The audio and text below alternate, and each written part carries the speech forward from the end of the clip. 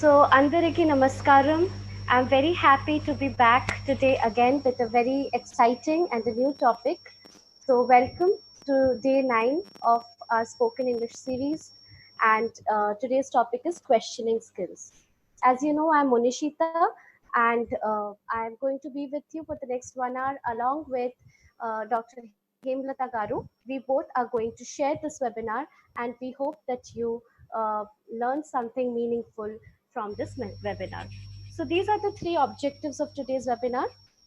After attending today's webinar, we hope that you are going to understand the importance of asking effective questions. You will also learn what are the different kinds of questions that we as teachers can use. And finally, what are the language structures that are that's available to us to form effective questions. Now, before I start saying anything, I thought I will begin with this little quote. Thinking is not driven by answers. Remember, thinking is driven by questions. So, the very basis of thought is questioning. If we do not ask appropriate questions to our students, and if our students don't ask appropriate questions to ask, then to us, then there is no thinking, real thinking, or critical thinking that can happen. Did you know that 2/3 of the talk that happens in the classroom is teacher talk? So if it's a 1 hour class, then 75% of the time the teachers talk in the classroom. Teachers' ability to ask questions has a direct impact on learner participation. So the kind of questions we pose, that is going to actually define how much our learners will speak and what they will speak. 60% of the questions that we ask in class are considered to be low cognitive questions. Low cognitive means questions that do not require much thinking. Research has shown that students or small children whose parents ask them good questions, they have high IQ level and they are more intelligent. And the last interesting point is that our ability to ask questions is going to affect our students' ability to express their thoughts and ideas. So the teacher and the learner, they are they are together in this journey of thinking and questioning. Therefore, it becomes very important for us to understand why we need to ask effective questions. First point is that it increases classroom interaction. Again, a lot of studies has shown over the years that students learn in interaction and through interaction. Depending on the quality of interaction that happens in the class, learning happens. Also, effective questions will allow us to develop 21st century skills in our learners, that is critical thinking. Now, in this age of technology, where all information is available on the internet, we are no longer required to focus on information. Information is there everywhere. Every student can access some sort of technology, some smartphone. They can get some information. But as teachers, what are we doing in the class? We are trying to teach them critical thinking. Only thought that is useful in today's context, which will make them problem solvers, which will make them critical thinkers, which will make them social change makers, samajik marpu. They can take part in that. So this has become the core values of 21st century skills, and that's related to questioning. Another important aspect of effective questioning is to review learning. How will we understand if our students have understood a lesson? Through questions. Another important thing is learner autonomy. If we ask good questions in the class, then our students will also learn how to ask important questions to themselves. This is going to encourage self-learning. The questions they ask, they will try to find answers to them independently, independent of the teacher. Therefore, questioning also has an impact on learner autonomy. Moving on to the next slide. Let us see what are the different types of questions. So we are going to first distinguish between display questions and referential questions. Let's understand these terms. Display questions.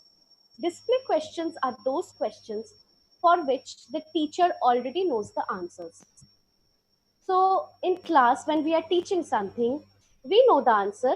We only ask so that we can check comprehension. We can check whether our students know it or not.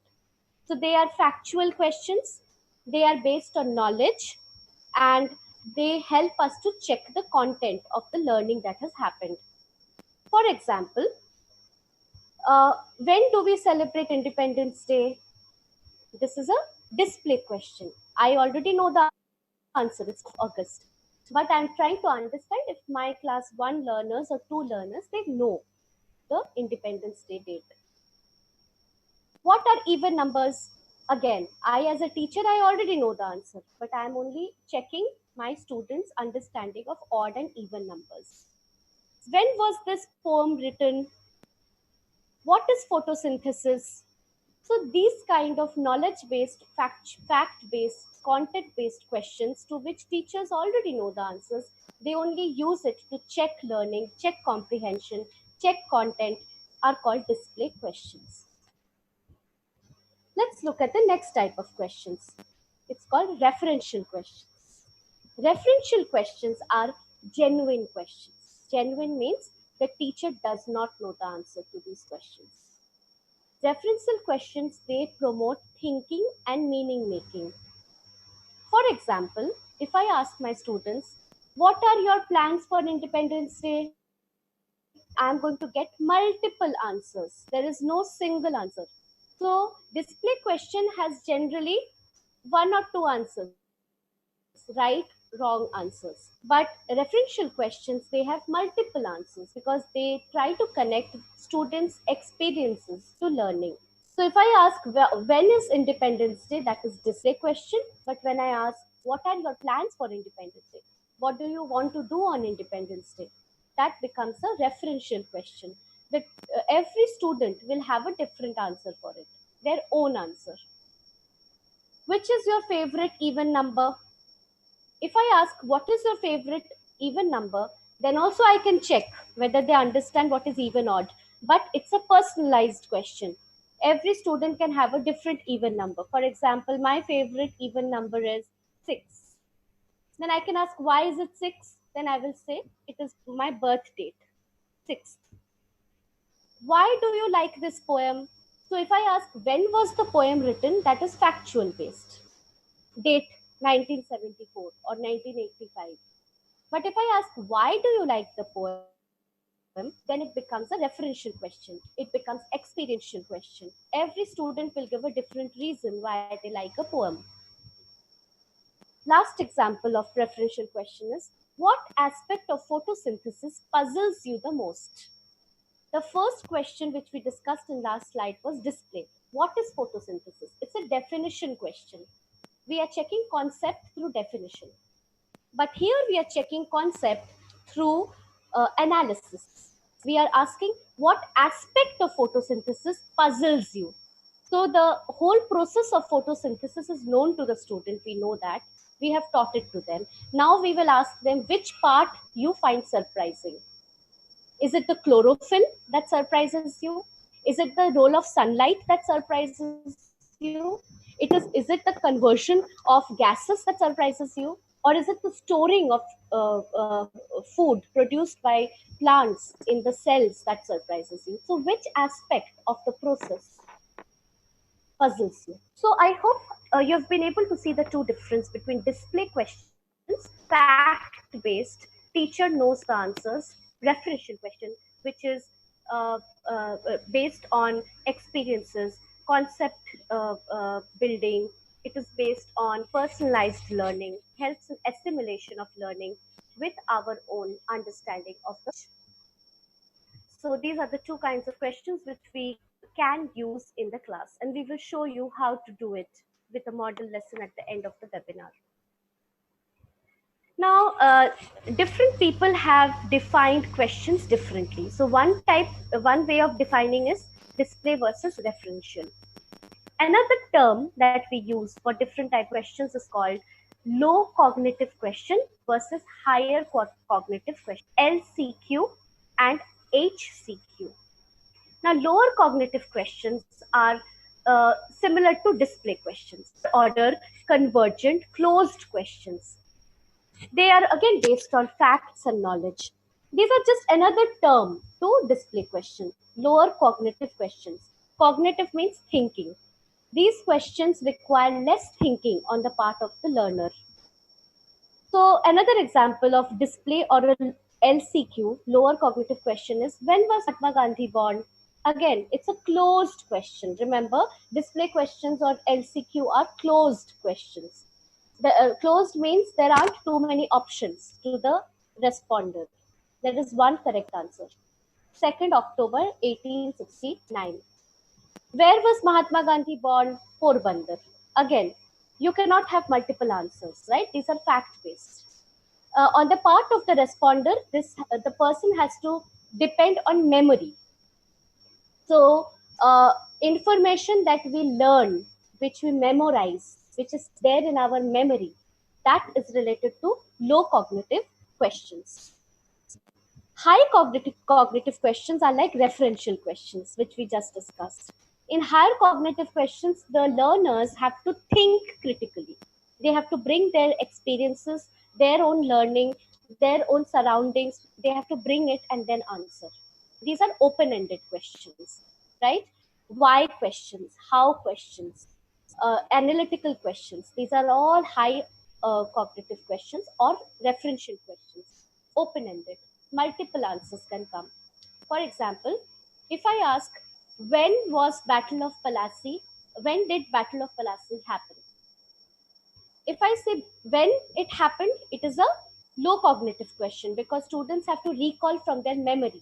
It is fact based. But if I say, what were the consequences of the Battle of Plassey? When I'm asking them to analyze the consequence, that as a result of the war, what happened? What was the future of India? How did the political situation change? What was the role of British? Right? So, consequences, what were the results of the battle? This became cognitive question that the student has to bring understanding of multiple things and then think of an answer. Moving on to the next slide.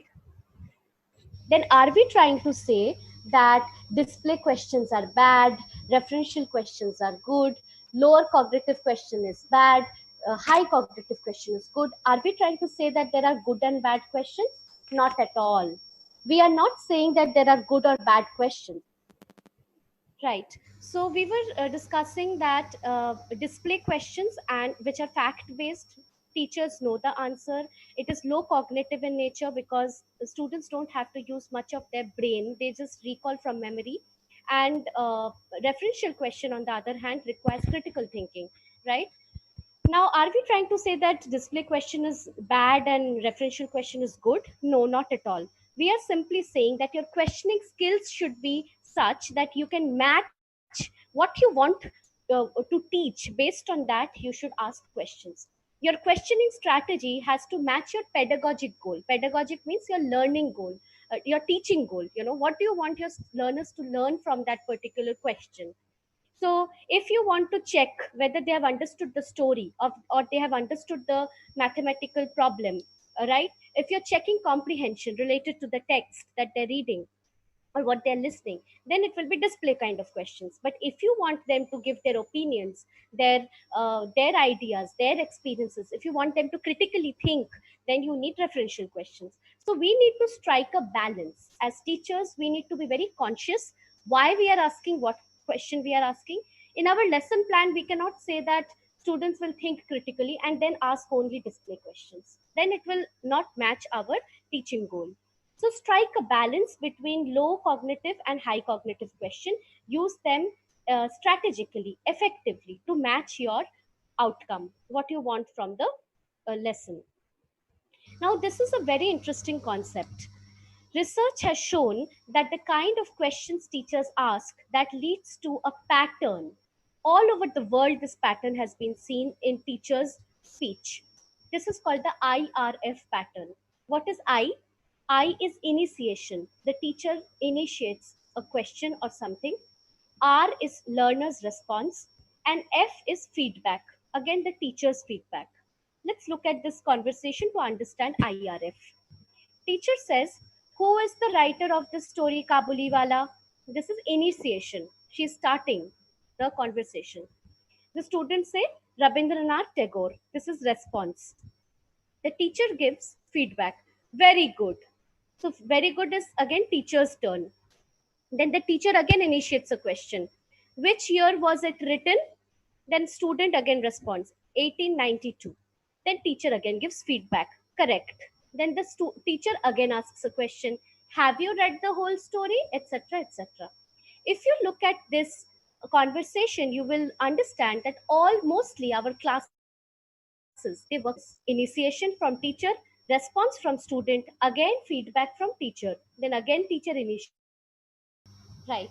So I'm sorry about the continuous interruption. So going back to what we were discussing, if we look at this typical question answer that happens in classes all over the world, the teacher enjoys the maximum part of the class time asking display questions to which the teacher knows the answers, and the students give only restricted response.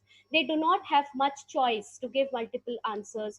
They do not control the conversation. It's the teacher which the teacher as teachers we control the classroom discourse, the classroom talk, and therefore we end up speaking most of the time. Now this is counterproductive. This is not going to help our students learn better. We have to see how we can break this IRF pattern, this typical way where we ask a question, we know the answer, the student gives, we give feedback, and we again pose a question which again has limited answers. So how will we break this IRF pattern? By creating questions which will cause negotiation of meaning. Okay, negotiation of meaning means when the learner gives a response, then the teacher can ask a question that will allow the learner to give more response. Okay, the conversation should not end. For example, here, who is the writer? Rabindranath Tagore. Conversation ends there, it cannot go further, right? The learner cannot contribute more. But if I ask, uh, uh, uh, uh, what makes Rabindranath Tagore a celebrated poet?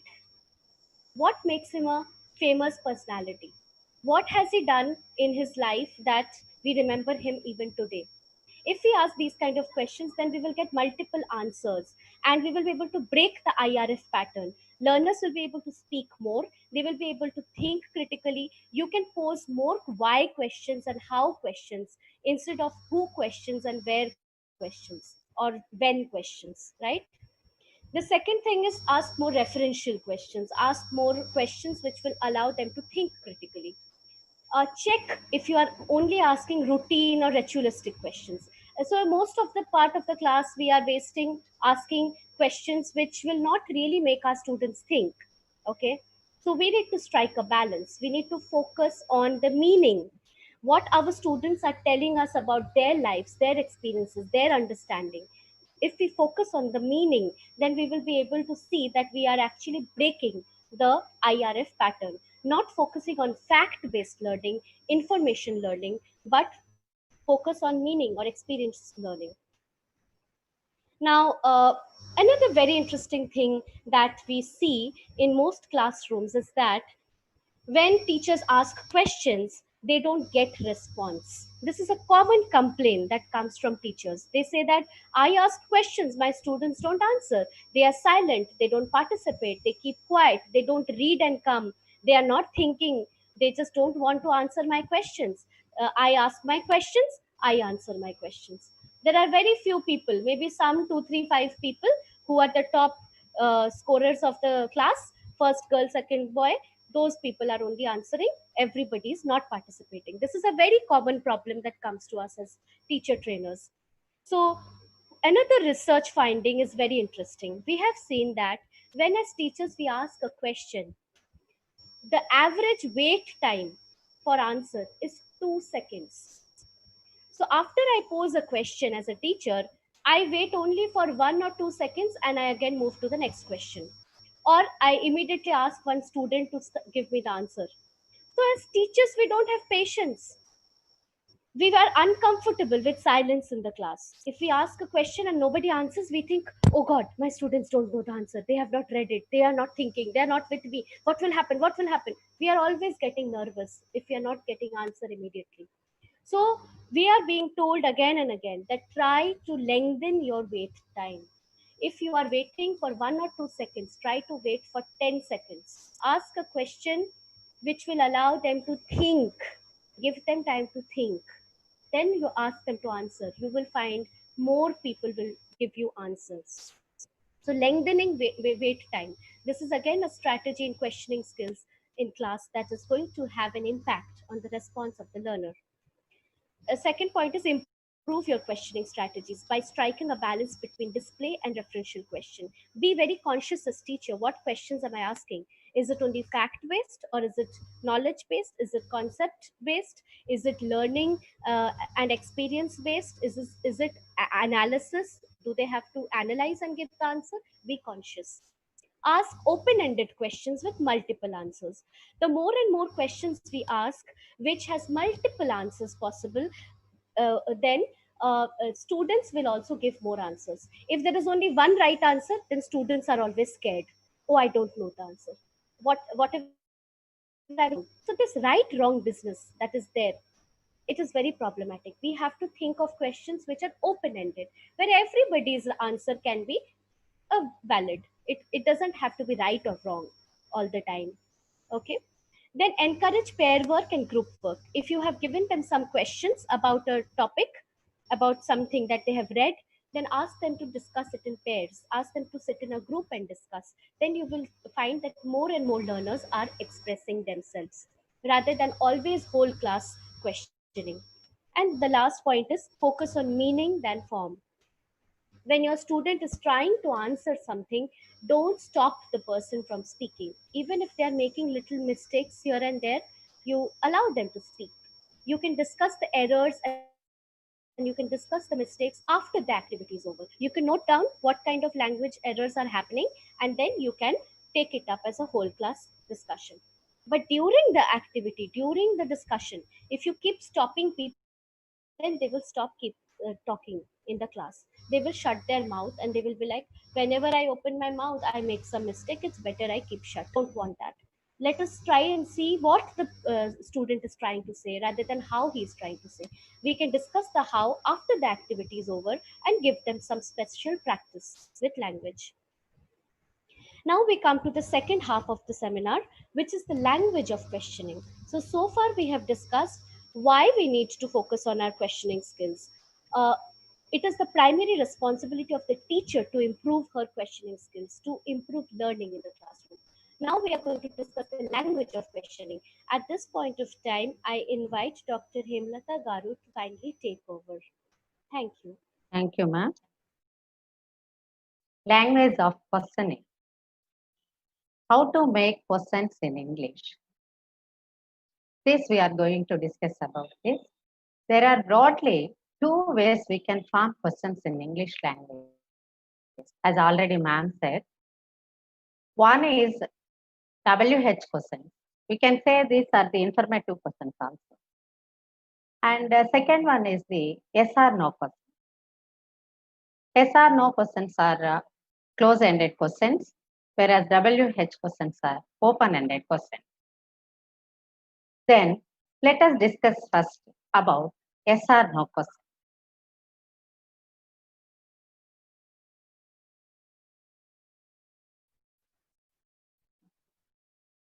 When we ask yes or no questions, to get any confirmation or any clarification, we can ask yes or no questions. For instance, if we ask, what is your favorite ice cream? Our children may say, one child may say, my favorite ice cream is butterscotch, and another may say it is vanilla, and another pista, another chocolate. Like a number of different choices will come out. Then if we ask, Do you like butterscotch ice cream? Then the answer will be yes, whether he likes it, yes or no. Only either yes or no. But that is the difference between WH questions and yes or no questions. So these yes or no questions start with auxiliary verbs. We can start with this as is, are, am, do, does, did. Like auxiliary verbs, we will start yes or no. Response can be either yes or no. As these are closed questions, there is no scope to give any more answers, only some specific answer. Only for confirmation, yes, either yes or no. No broadening. It is very specific answer.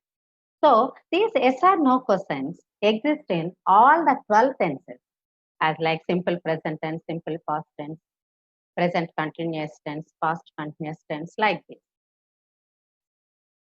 So here we have one table, that is how to make yes or no questions. So as I already said, yes or no question starts with the auxiliary verb. So do you teach English?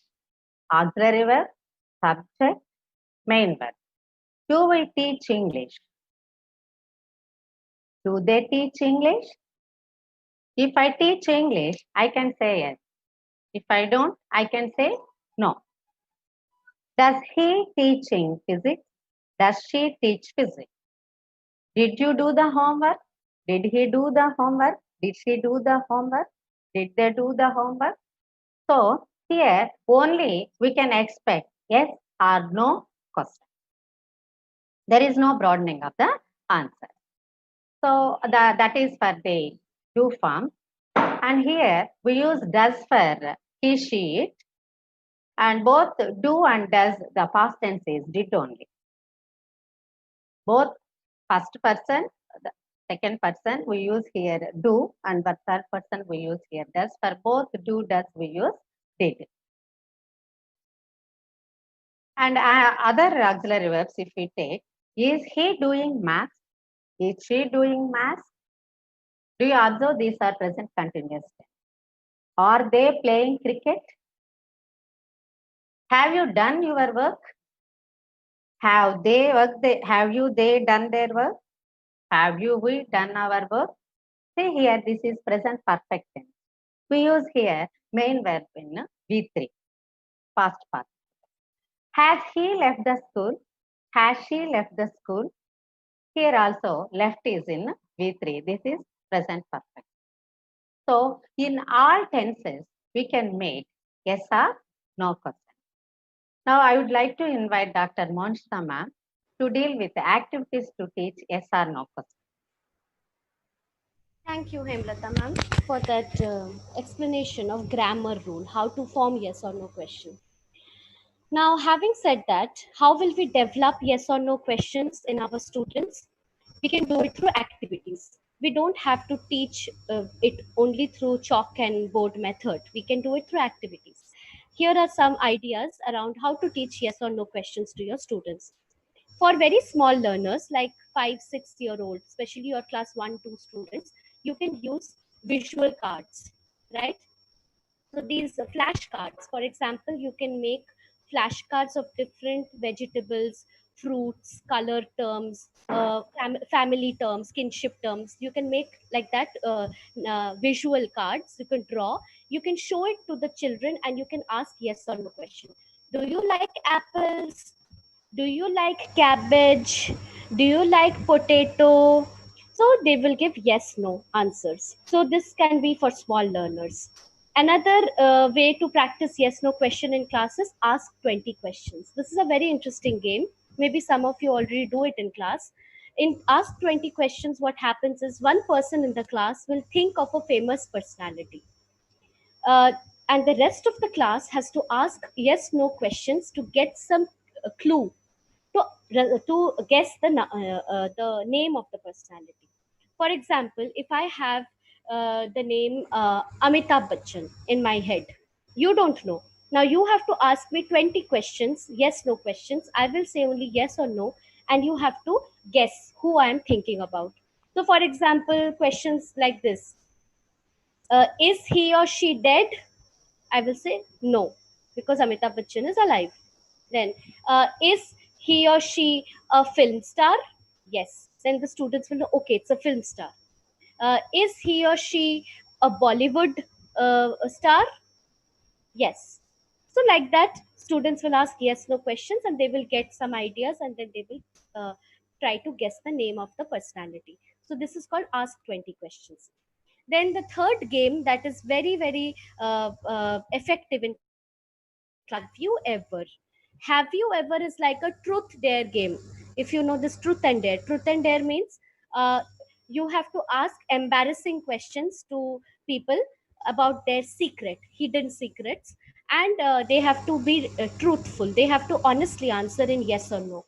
So, for example, students can sit in groups and they can ask these kind of questions: have you ever lied to your parents? Have you ever stolen sweets without telling your mother? Have you ever uh, uh, uh, have you ever cheated in an exam? Have you ever slapped somebody?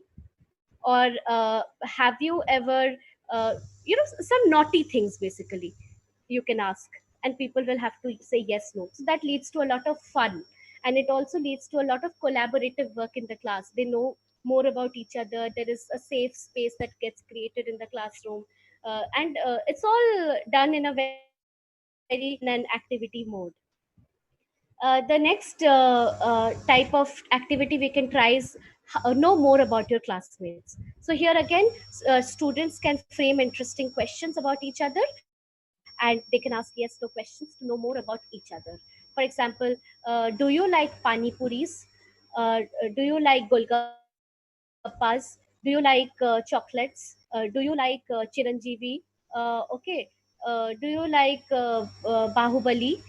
Etc. So like that they can form questions. Once they get answers, they will know more about their classmates. So this is how you can teach yes no questions in the class, and you can also ask them in class to clarify and confirm meaning. Now we move on to WH questions, and I request Hemlata Garu to again take over. Thank you. Yes, ma'am. Thank you. So, as we already discussed, WH questions are informative questions. These are we can get multiple answers from our students. We can ask with what, where, why, when, which, how, like that.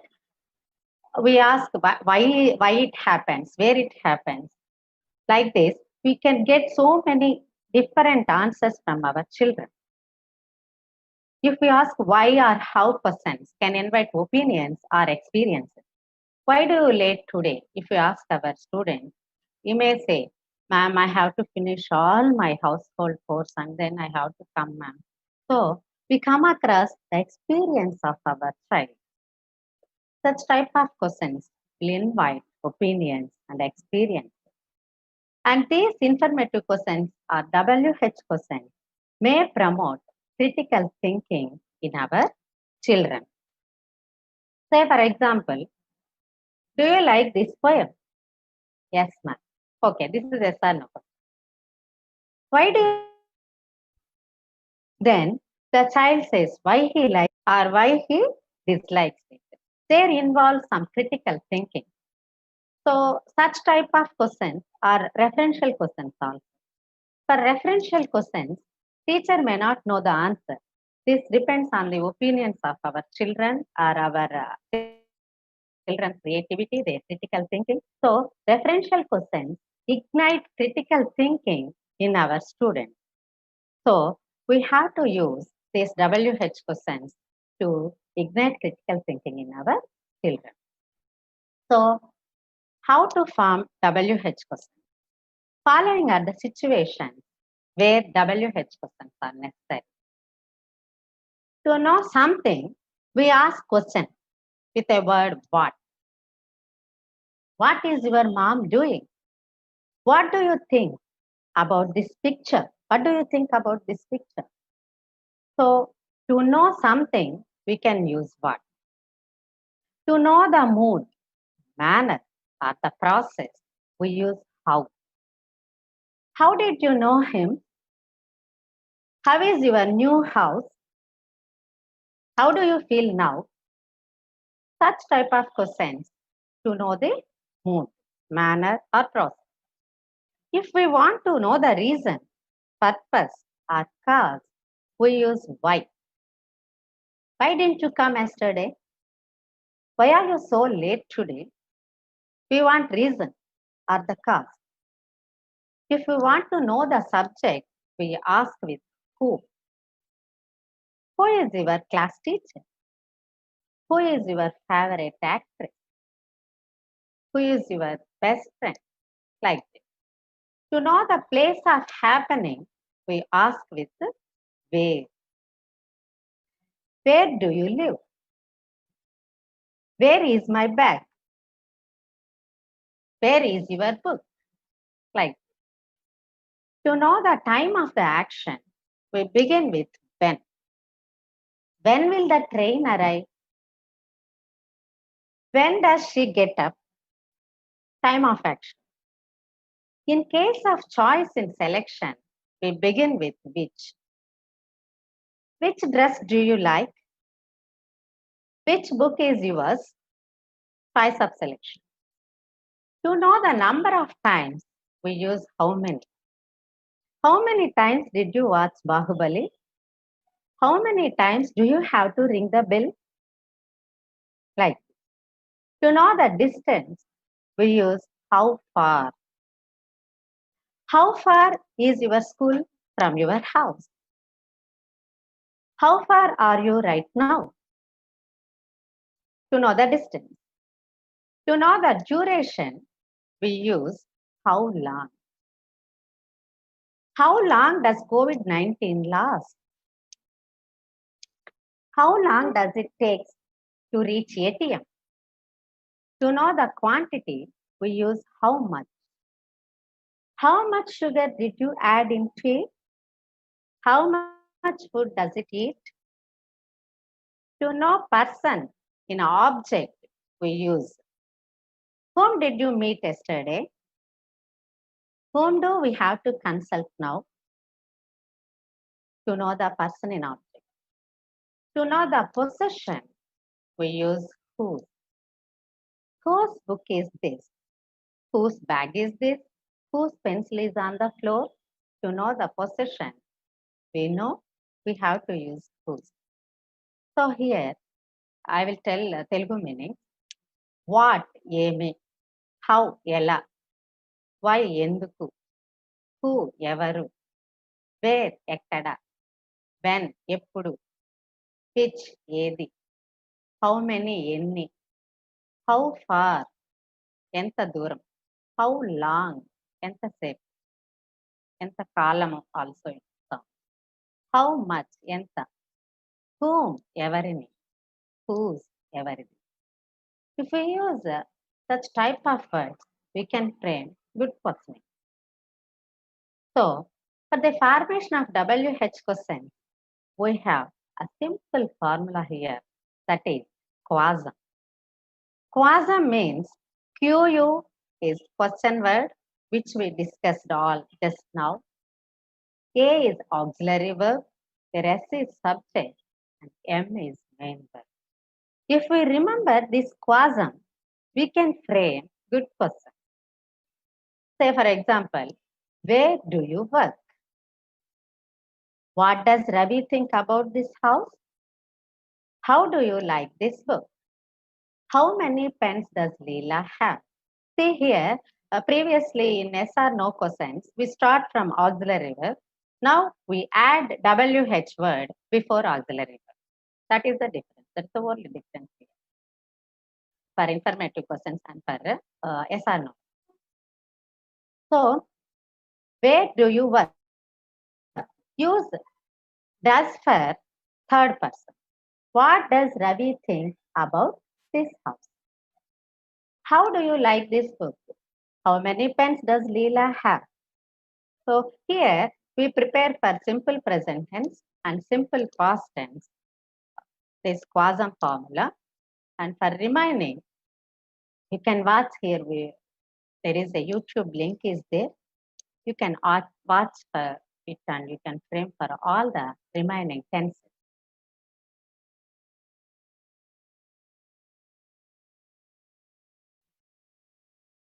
So for do, does, the past tense is did. In simple past tense, we use how did they learn English so fast? When did you go home? What did the teacher think about your homework? Where did he buy this shirt? If we observe here, all did is there for they, you, he. For third person also did. So for do, does, the past tense is did only. So before did, we add only WH question, the WH word. So it will become the WH question. That is the only difference. Generally, we make some common mistakes. Say, did is the past verb. So did is the past tense marker. Once if we use did, and again we can't use V2 form in main verb, that is in past tense. We shouldn't use V2. If we use did, the main verb should be in present tense only. How did they learn English so fast? That is correct one. How did they learn English so fast is wrong. And also, when did went home is wrong. When did you go home is correct. Do you observe here? Main verb should be in V1 form. That is in present tense because already there is a present tense marker. We shouldn't use main verb as a V2. It should be in present tense. No two past verbs should be there. So this is our common mistakes we do. And also, in the case of does also, if we use does, no need to put yes after main verb. If we use does, we should put only work. We use yes after work when third person. When third person comes in questioning form, we use does. So if we use does, no need to put again yes after main verb. For example, where does he work? Where does he work is wrong. Where does he work is correct one. We shouldn't use again yes here because already yes is there in do form. What does Ravi think about this house? That is wrong. What does Ravi think about this house? So these are the mistakes generally we make. For other tenses, please watch this YouTube. We will leave this link in the description of the webinar. Here is a model lesson, a small model lesson. Teacher teaches the recipe book to the third class students in an interactive aspect. So, children, good morning, children. Good morning, ma'am. Oh, very good. How are you, children? Good, ma'am. Here, we have to say some motivational aspects of the story. Due to lack of time, we are straightly go to the lesson. So, the teacher teaches the recipe book. My dear friends, our Raju fell ill. He is on bed and is not able to cook for the big party. I want to help Raju. Who will come with me? What is the name of the hotel owner? Raju. Excellent. Let's continue and see what happened next. See, the party is coming. The party is coming. I am big enough to prepare the food for the party. See here, the mixer is coming. May I join you? I can grind things that you need for cooking in minutes. See, the knife is coming. I can slice and dice the vegetables. Who can grind things? The mixer. Very good. Excellent. And who can explain me what does slice and dice mean? Ma'am, may I? Yes, Ali, please go ahead. Ma'am, slice and dice means cutting something into small pieces. Perfect, Ali. Now let's see how they cook. Hey, see, the stove is coming. Hello, can I help you? Oh, the stove did help. Can anyone tell me why is stove important? Ma'am, can I answer? Yes, Neha. Ma'am, because we cannot cook without fire, and stove is source of fire, isn't it, ma'am? Absolutely. Very good, Neha. You can't cook dishes without fire. Will you all remember that? Yes, ma'am. Come on, friends. Let's begin cooking. And that's how recipe book cooked everything that was needed for the bulk order that Raju wanted to deliver. Students, what Uh, is Ma'am, what is bulk order, ma'am? good question, Ratan? Does anyone know what a bulk order is? Mm, Very well.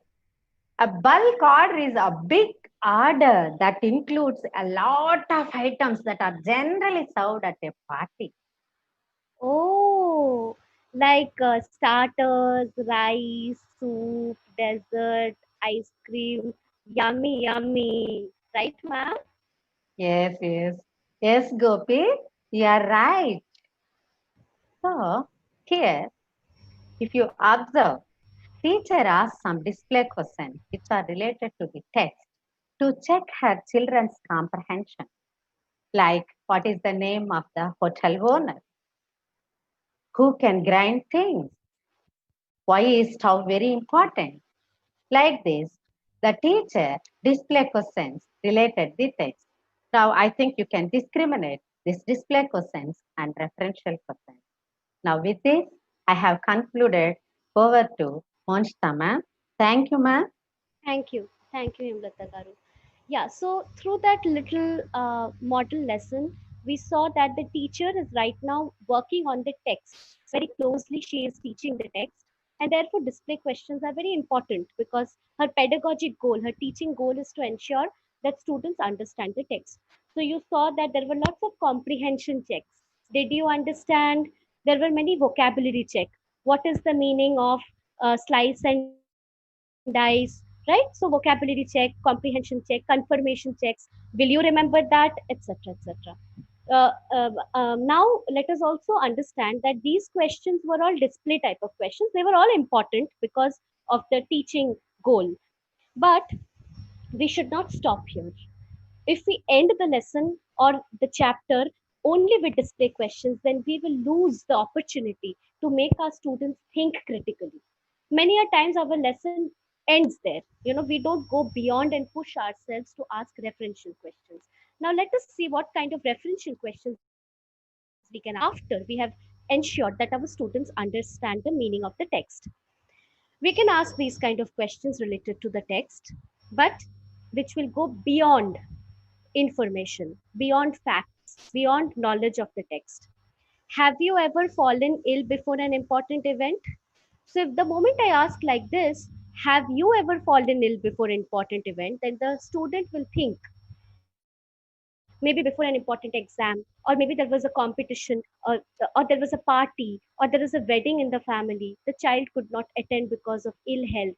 Then the child will think of that experience and the child will connect with Raju, the person in the story who could not cook, and therefore the recipe book is doing the job. So this is a referential question. Each learner will have a different experience, whether they have ever experienced what Raju has experienced, the anxiety, the tension, that there is something important, right? For example, this webinar is so important, and I was thinking whole nights that my internet should be stable, there should be no power cut, and it happened. So the anxiety, before an important event, the students will be able to bring that to the classroom, and they will connect with the story also. What do you want to be and why? This is again a referential question which can lead to critical thinking. You can use these characters in the story, pot, mixer, knife, recipe book, and you can assign some human traits to them. For example, pot is big, pot is like a melting place. Pot can be related to adjectives like acceptance, inclusive, diversity, you know. So you can say mixer. Mixer means a person who is a mixer is like who is very social, who can make many friends. Knife. Knife is we can relate certain traits, human characteristic traits like uh, being very sharp, very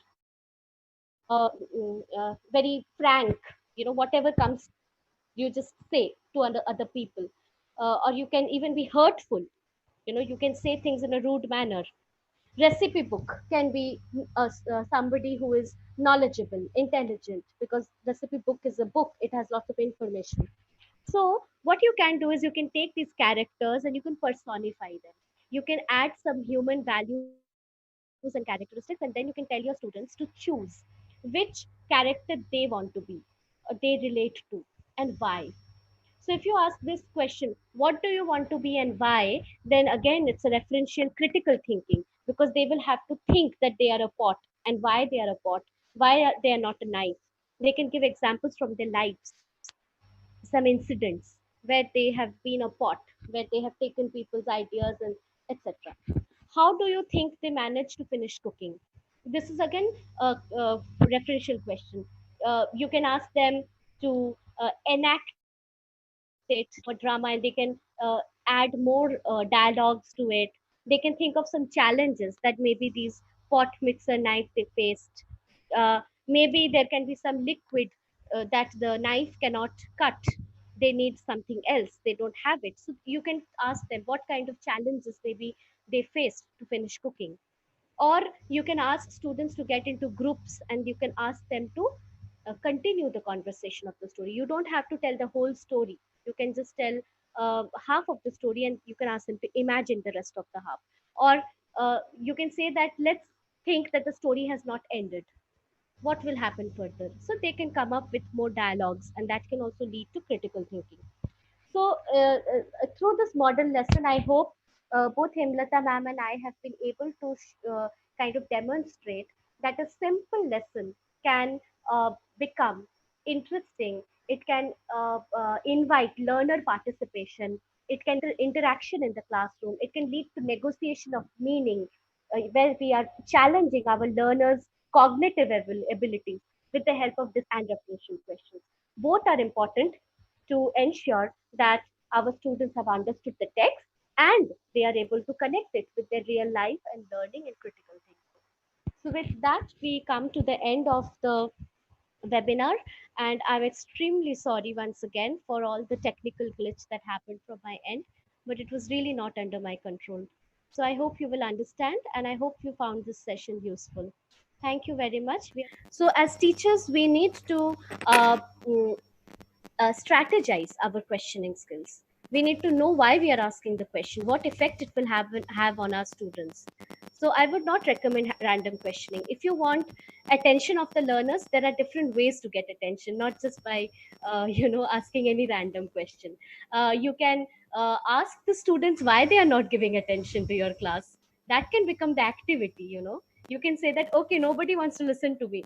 Come on, tell me why you don't want to listen to me. you know that can become an activity. You can ask students questions to find out the problem that they are facing, because I have realized one thing through my teaching, that if some problem is there in my classroom, then it is very important me to understand the reasons behind it. Many a times we just make some assumptions as teachers. We don't actually probe the problem. Open ended questions are questions which invite multiple answers. They are not yes no questions, they are mostly WH questions. Open ended questions do not have right or wrong answers. They invite opinions, experiences, feelings, understanding, assimilation of knowledge, etc. uh, open-ended questions are good for all kinds of learners. Also, especially for learners, because slow learners are under a lot of pressure in the classroom to give the right answer. They are not able to give right answers. So if you ask open-ended question, then slow learners will follow your answer, and you will be able to take their answer along with other answers. So it's a very good question, ma'am, that you have asked. That open-ended question is actually the way forward for us teachers to ensure that we take everybody along, we take everybody's voices around. Learner voice is very important in our classroom. Many a times our slow learners, their voice remains silent. We don't want that. We want that to come. So therefore open-endedness is important. Open-ended questions would be, why do you think we need a stove for cooking? Why do you think? Why questions and how questions?